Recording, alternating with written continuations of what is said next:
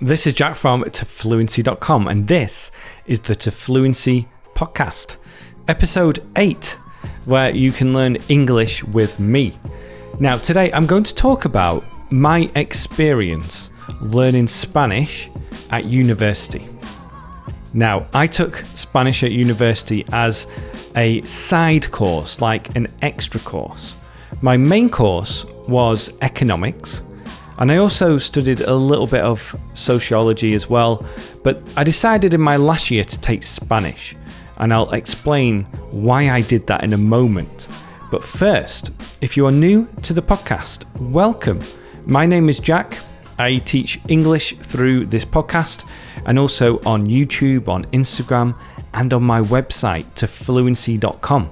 Now, if you go to my website, there is a link in the description. You'll be able to download a book for free. It's called The 5-Step Plan for English Fluency.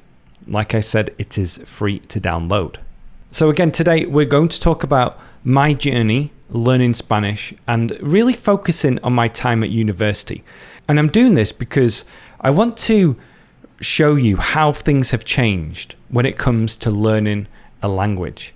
Now, if you are somebody who is younger, then this might seem quite strange to you. If you are around my age, 30s, let's say, then you will know in the past, learning a language was very different. So, to highlight this, I'm going to be using tenses in the past tense, in the present tense, and also in the present perfect, talking about how things have changed. Let's start with the reason why I started learning Spanish. Now, this is a very specific reason, which is very different to why most people start learning a language. And I started doing Spanish in my last year because I spoke to a friend who said, look, if you want to get a high grade, a good degree, then do a language. Because the way that they mark the tests with languages is different to other parts of the university. So studying economics, if I took an economics course, the highest grade you can get really is 70% or 72%. It's very difficult to get higher than that. But if you study Spanish, there's a possibility, if you study hard, that you can get 100%. And what that does is it brings up, a phrasal verb, it brings up your total score at university so that you can get a higher grade. So after hearing this, I thought, what a good idea. If I dedicate my time to Spanish, then I'll guarantee that I get a really good grade at university. Now, I also wanted to learn Spanish because I wanted to go traveling to South America. I knew when I was at university that I was going to work for a couple of years after graduating university and then go traveling to South America. And that is what I did. But again, the main reason I took Spanish was because I thought I was going to get a good grade. Now, I had learned French at school, so I had some experience learning a language. But Spanish, it was completely new to me. I didn't know any words at all. I didn't know anything about Spanish. So I took the beginner's course. And the lessons were quite good, actually. They were okay. At times, I was a little bit confused because they were talking about verb conjugations and grammar, a lot of grammar. And it just confused me because I wanted to learn phrases. And I'm going to talk about soon the importance of learning phrases. And we'll go into the method later on in this episode. But in that class, it was mainly grammar, and I remember conjugating verbs like tener, querer, the basic Spanish verbs. When I was at university, I didn't have a computer, and we didn't have internet in the place where we lived. I didn't have a phone. There weren't smartphones back then. There weren't iPhones or the Google phones. So we didn't really have access to learning materials or anything at home. In order to get online, we had to go to the computer lab at university, sign on, and then we could go online from there. And this is relevant because these days, as an English learner listening to this, you have access to this free podcast and other free podcasts and lots of other things, which again, we'll discuss later. But the way that I did extra learning at university was 4 different ways mainly. So there was the class, and then meeting up with people in our class to go through study notes and to practice. There was also a language room or a language library that I remember, where you could take out a book and a CD and listen to the language, do some writing exercises, like your typical workbook that you get when you go to a language school. And then I also bought newspapers in Spanish. El País it was. So it was a newspaper from Spain that I could get at the student union newspaper store. It was very expensive, but I bought it, I tried to read it, and I couldn't understand it. And that was one of my first mistakes, was that I tried to read something that was way above my level, too high for me. A newspaper in Spanish for somebody who has just started learning a language is not going to be good study materials. And apart from that, apart from buying more workbooks or CDs or books, there weren't any other resources available for me. Again, being able to go online and listen to audio, watch videos, etc. for free is such a massive thing these days. But when I was at university, I didn't have access to any of that. Now, you're probably wondering how I did with my Spanish class, if I passed, if I got 100% like I was hoping. Well, the quick answer is no. I did okay. I actually think the Spanish score brought my entire score down, brought my marks down. So instead of bringing everything up, my Spanish score actually brought everything down. So it didn't work out for me. But if I knew what I know now about learning a language, I'm sure I would have done so much better. Because I remember being in my test. It was the oral speaking test. And my teacher asked me questions. I had no idea what she was asking me. I think it was something basic, like, what did you have for breakfast today? Or, what do you like to eat?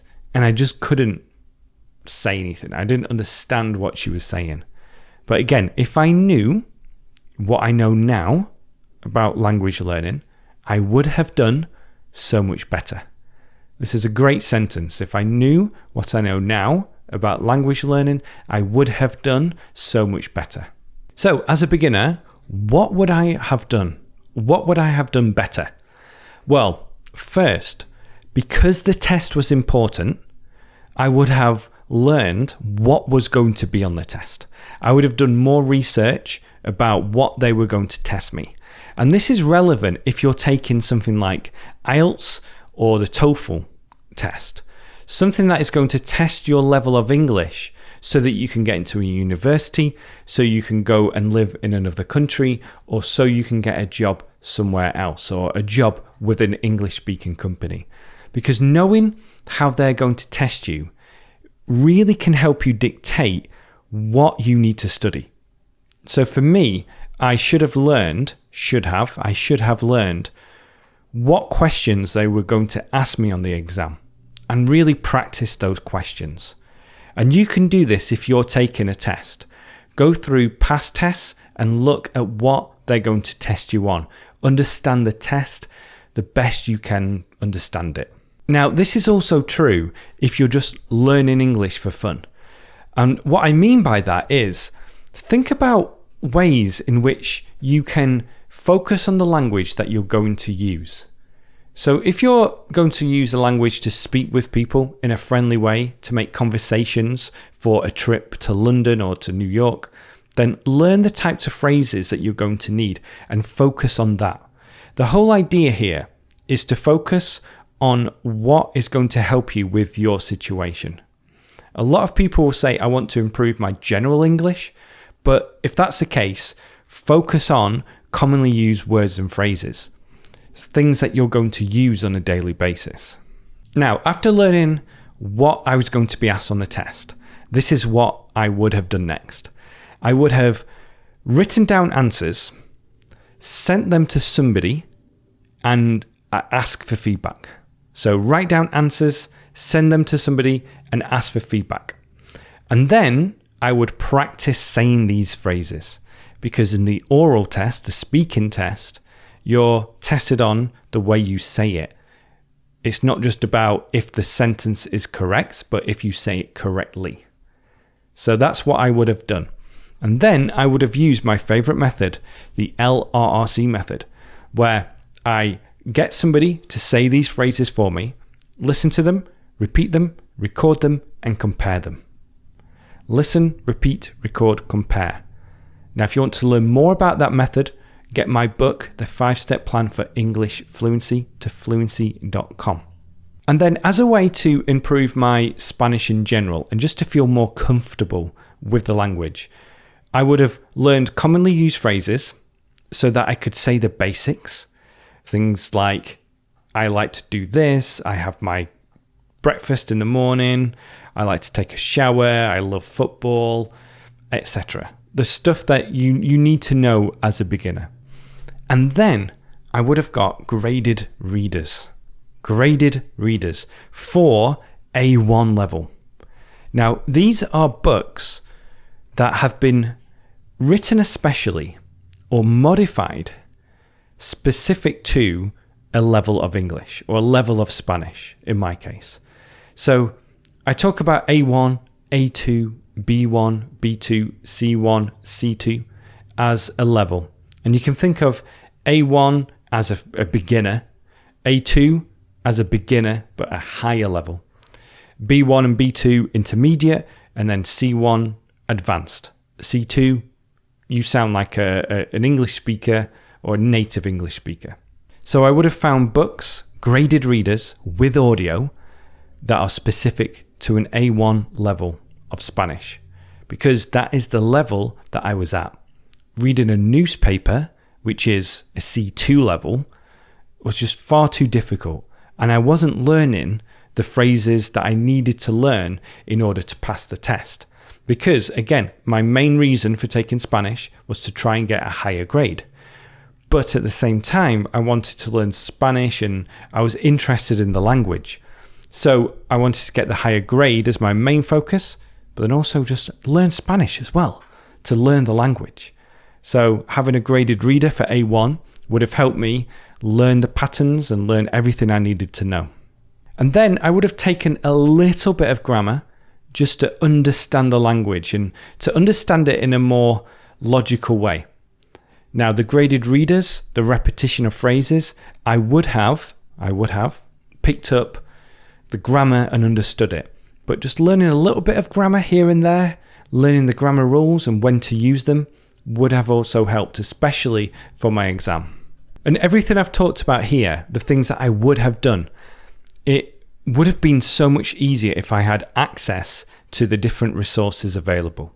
Now, that's not an excuse for not doing as well as I had hoped in my Spanish exam, but it's something that I think is important.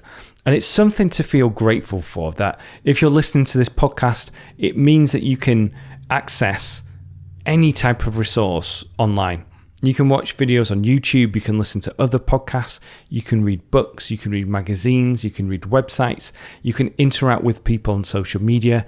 It goes on and on. So having this is a fantastic thing.